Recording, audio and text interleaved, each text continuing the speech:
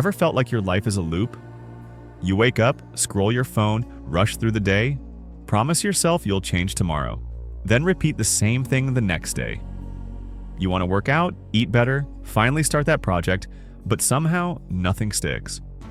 It's not that you don't care. It's not even that you're lazy. You're just stuck in a pattern that never seems to break. That's where Atomic Habits comes in. Not with hype or some magical formula, but with something quieter, more honest. A system that actually respects how real people change. Not in huge overnight leaps, but in quiet, almost invisible shifts. Tiny habits that, over time, change everything. Let's be honest. Most of us already know what we should do. Eat better, move more, sleep on time. But knowing isn't the problem. The problem is getting yourself to actually do it. Repeatedly, without self-sabotage. And that's what this book quietly nails. It shows how behavior really works, how habits are formed, how they stick, and why we often fail without even noticing. In the next few minutes, we're not just reciting tips. We're exploring how to make change actually happen in a life that's messy, distracting, and unpredictable. We'll take 10 ideas from Atomic Habits, not just what they mean, but what they look like when they show up in your day. No lectures, no cliches, just one honest question. What if it's not you that's broken, but the system you're using? Let's start there. The first shift is subtle but powerful. Small habits make a big difference. Most people wait for some big moment, a Monday, a new year, a wake-up call. But real change doesn't usually come from huge dramatic effort. It comes from the tiniest decisions repeated over time. James Clear calls it the 1% rule. Get just 1% better each day, and it compounds, like interest. You won't notice it at first. That's the point. Progress feels boring in the beginning. You meditate for 2 minutes, skip 1 soda, do 5 push-ups. No applause, no transformation, but stick with it, and months later, you look back and realize you're not the same person. That's because the goal isn't a result. It's a process. Most people focus on outcomes, lose 10 pounds, write a book, run a marathon, and there's nothing wrong with that. But those are finish lines. They don't tell you how to show up tomorrow. Systems do. Systems are the daily habits and routines that quietly move you forward. If you build a better system, the results will take care of themselves. Want to lose weight? Build a system where healthy food is easy to grab. Want to write? Set a time and place to sit down every day, no matter what. The system makes the result inevitable. But systems alone aren't enough. You need to ask, who are you becoming? That's the third idea. Identity shapes behavior. If you see yourself as someone who's trying to quit smoking, you're still a smoker. But if you see yourself as a non-smoker, everything shifts. Every action becomes a vote for the type of person you want to be. You're not just flossing your teeth. You're becoming someone who takes care of their health. You're not journaling once. You're becoming someone who reflects. Real change sticks when it's tied to identity. So don't just chase the outcome. Ask who you're building with every tiny action. Now, underneath every habit is a pattern. Cue, craving, response, reward. This is the habit loop. Something triggers you, a cue. You feel a pull, a craving. You act, a response. And then you get a payoff, a reward. Understanding this loop gives you leverage. Want to build a habit? You need a strong cue and a satisfying reward. Want to break one? Interrupt the loop. Change the cue? Reframe the craving or make the reward less rewarding. And here's where it gets beautifully simple. Good habits stick when they're obvious, attractive, easy, and satisfying. That's it. Want to read more? Put the book on your pillow? Want to drink more water? Fill the bottle and put it on your desk. Pair the habit with something you enjoy. Music, coffee, a podcast. Start small, ridiculously small. 1 page, 1 push-up, 1 breath. Then make it feel good. Track it, reward it. Smile when it's done. That feedback loop matters more than you think. Flip that, and you've got the formula to break a bad habit. Make it invisible. If you scroll too much, delete the app or bury it. Make it unattractive. Remind yourself of what it's actually costing you. Make it difficult. Add a few extra steps, and most of all, make it unsatisfying. Create a consequence. Say it out loud. Share it with someone who'll call you out. All of this works, but only if your environment supports it. Because here's the truth, you don't rise to the level of your goals. You fall to the level of your systems, and your systems are shaped by your environment. Want to eat better? Make junk food hard to reach. Want to move more? Lay out your workout clothes. Your environment nudges you all day long. Design it to help you, not tempt you. That's why tracking matters. Not because it's productive, but because it makes progress visible. A simple X on a calendar can be more powerful than motivation. You're watching the chain grow and you don't want to break it. But when you do, and you will, remember this rule. Never miss twice. One miss is a mistake. 2 in a row is the start of a new habit. Miss a workout? Fine. Don't miss the next one. Life happens, but consistency is built in the bounce back. And that's the real secret. Mastery isn't flashy. It's not about intensity. It's about repetition. The person who shows up over and over, even on the boring days, that's who wins. Not because they're more disciplined, but because they've built systems that make it easier to show up than to skip. They've made the path smooth. So if you take one thing from this, let it be this. Small changes aren't small. They're the foundation. They compound quietly until one day you look in the mirror and realize you've become the kind of person you used to admire. That's the power of habits. If you found this useful, maybe don't just nod and move on. Try one thing, one cue, one tweak to your environment, and see what happens. And maybe track it. Just for yourself, not to impress anyone, not to chase streaks, but to stay aware.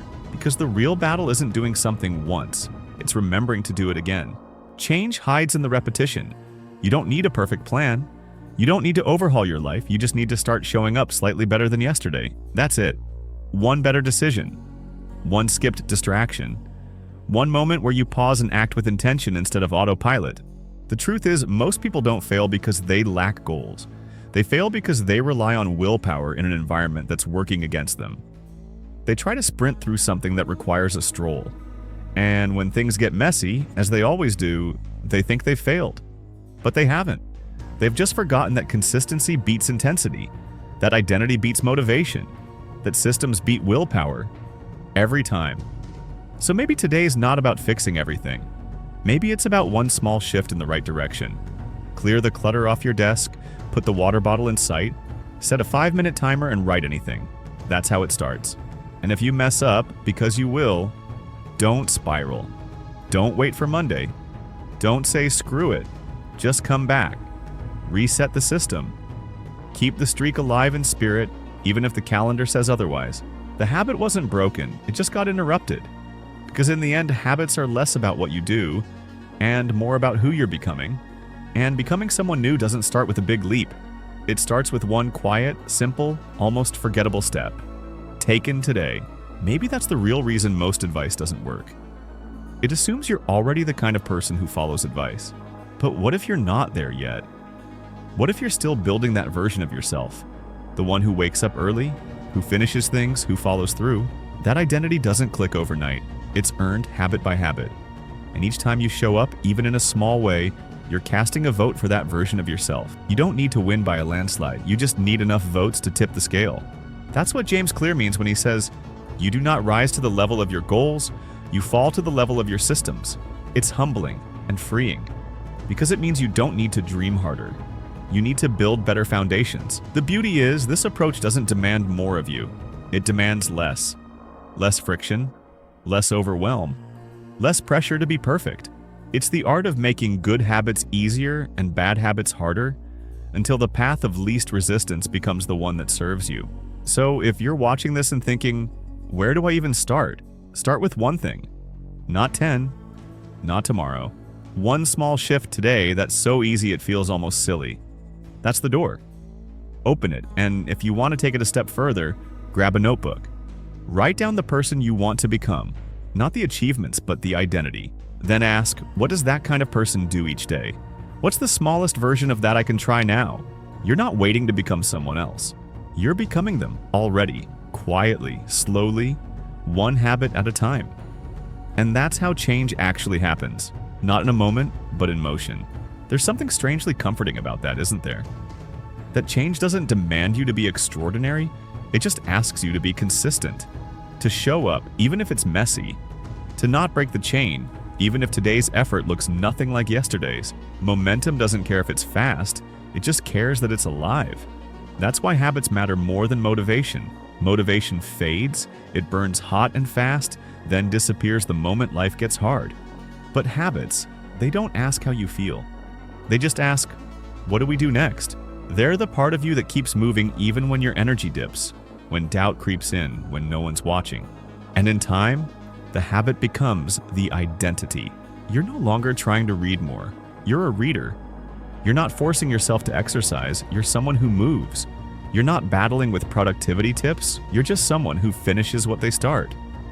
That transition is quiet.